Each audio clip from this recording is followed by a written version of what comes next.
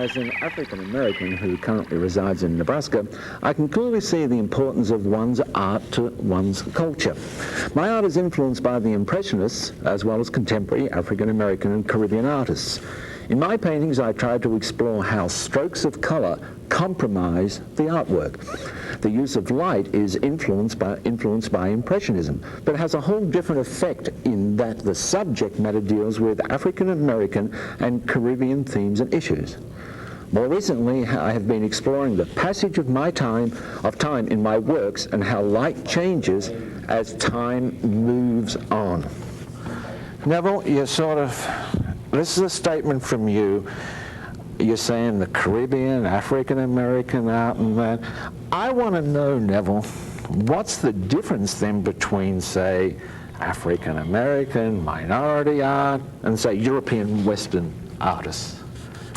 Primarily, I think, who creates the art. Is there a difference in style or anything?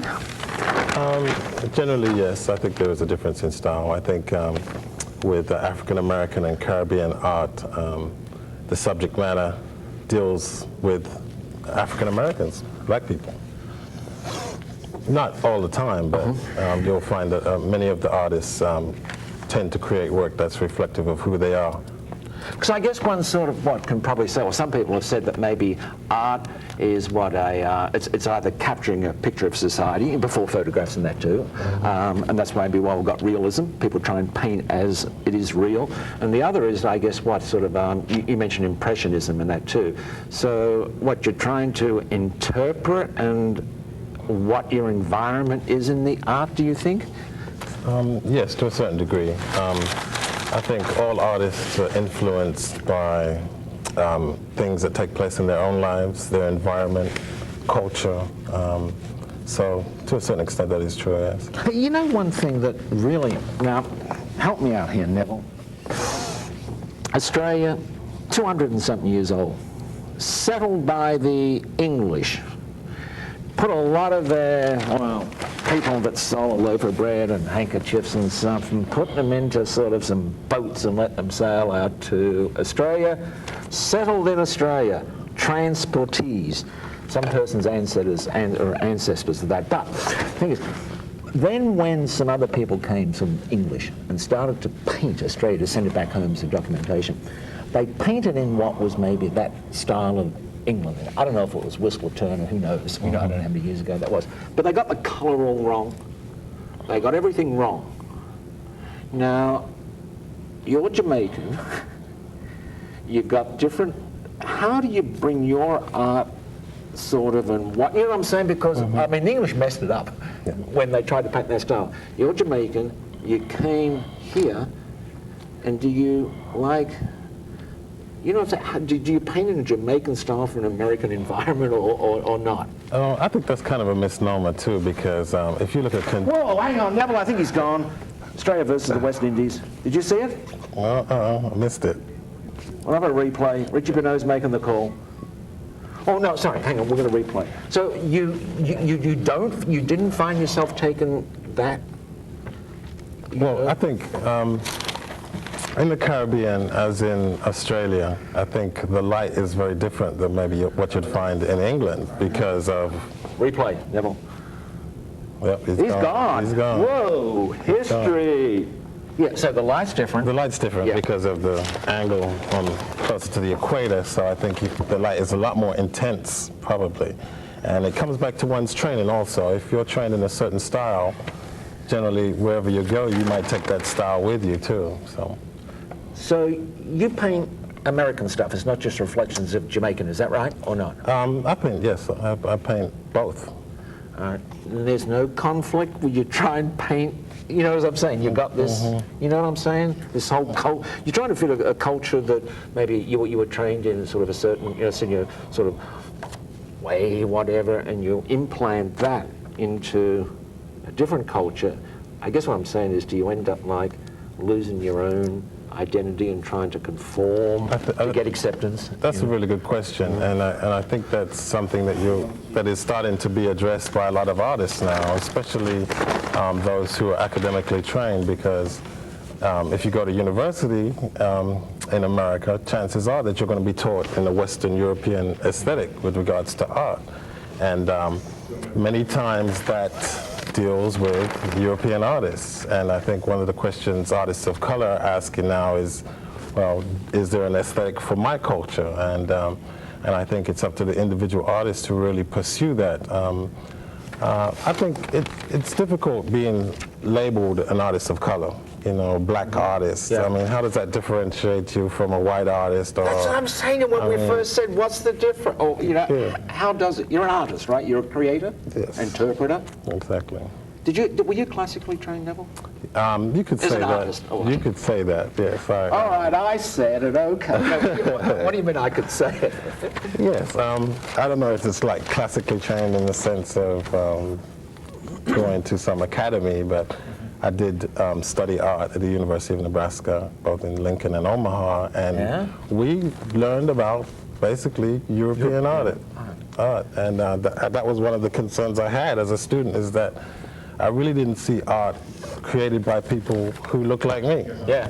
You know, so... Was that a real conflict? I mean, It was a conflict you for me. learned a technique, though, didn't you, or what? And they said, well, this is the way you push a bit of paint around on the canvas or something. Yes, you do. You learn techniques and you learn the basics of design and such. But you also learn art history. Yeah. And European art history. European art history predominantly. Like South African art history? No, Like no. Eastern? I mean, there's a whole bunch of, like, other arts out there, isn't there? Exactly. I mean, look at all, I mean, for centuries, the, Eastern sort of art has been just incredible, hasn't it? Exactly. And I think you're finding it is changing now. Professors and teachers are really looking into portraying a much more realistic portrayal of what art really is. But it comes down to who's being taught and who's teaching too. Yeah. You'll find that most of the teachers are European, trained classically, and they learn and they teach what they learn. And in many instances, you know, a teacher has to go out of his way to really bring in different art forms, because it's not in the curriculum per se. But it is changing, John. Yeah. You were insane, and I think it's pretty true to say how that sort of evolved with the English first trying to capture what, and they even painted them, the persons that have settled there for years and years and years, in again that traditional Englishman. And I think it took a lot of years for what's become known as Australian artists and Australian art style to evolve. And, you know, there are some, you know, sort of people that are well known now. Is there a Jamaican art style, do you think, Neville? Jamaican art has really gone through an evolution. Historically, most of the famous artists were classically trained. Yeah, it's like you're saying, yeah. They would go to England and go to the academies. Hey, you've been in England, haven't you? Yes, I have, yes. What'd you do over there? Went to school for a while. My parents were there, went to school. Where'd you go to school in England? I went to school in Camberwell. Yeah? In London. Like at college level? No, just it'd be like pre-high school. Yeah. Isn't that England a trip? London a trip? Yeah, I enjoyed it. It was fun. I know, isn't it though? But so you think there is a Jamaican art style that's sort of percolating and defining itself? Yes, or Caribbean or Jamaican? What do you think? No? I think there is a Caribbean. There's always been a strong Haitian. You know, you really hear a lot about Haitian art, but I think there's a new aesthetic in terms of what is being created in Jamaica. And I think a lot of that has to do with the emergence of the Rastafarian movement. You're familiar with the Rastafarians, right? Bob Marley and dreadlocks and the like. Well, okay, go ahead. No, go ahead. I got something. All right, go ahead. Yeah. Like a lot of the Rastafarian movement parallels the Black Power movement in the United States, where people were rejecting a European philosophy and looking to Africa. Yeah. And in so doing, it was reflected in the art. A lot of the art that was created dealt with, African themes, and I think that really developed a new style of Jamaican art where, a lot of the artists would look to, the people and the culture that was there.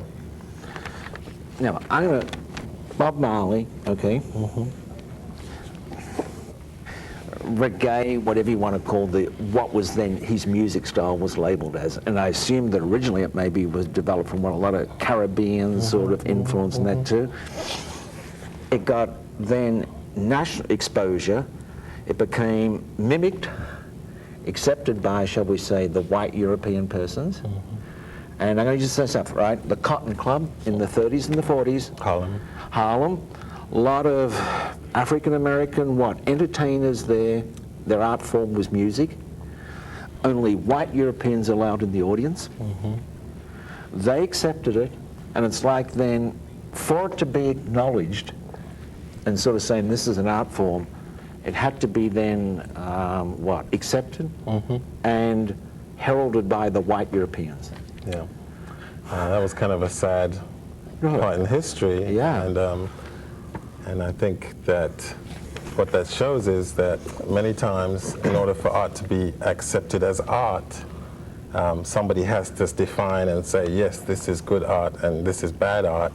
And historically, the people who have been making those definitions many times aren't the same people who create the art. Yeah. So it's kind of a contradiction. Now, how do you say what's good art and bad art? Now, is it your art, right? Does it have to be shown in a gallery for other people? How do you say that, Neville? Well, and that's part of the problem too, is that if you look at the gallery's situation, chances are they're going to show art that's reflective of who they are. Yeah. And many times people of color don't own galleries, so lots of times artists of color don't have an opportunity to show their work. And it's a problem, but it is changing. I think it goes back to who's making those decisions, you know, who's telling the story, whose history is it, you know. When we look at history, many times there are many different histories for the same story, but it depends on what the dominant history is at the time. You know, I think one of the other problems with you saying the gallery scene is that not only probably who's showing it, but maybe they're defining what's art in respect to what monetary value they can then sell it for. True. Which opens up the whole thing about museums then. How do you then, are museums changing what they are typically collecting as retrospective of a society's, you know, total sort of population? They have to change though, John. I mean, the demographics are changing so rapidly. Part of the problem is that the people who decide, the curators, the gallery directors, many times they are trained in a certain aesthetic. So naturally they're going to look towards that. And I think that's why it's so important for us to encourage people of color not just to be artists, but also to go into those fields where they make those decisions, like curatorial, arts administration, because many instances that's where the decisions are made too.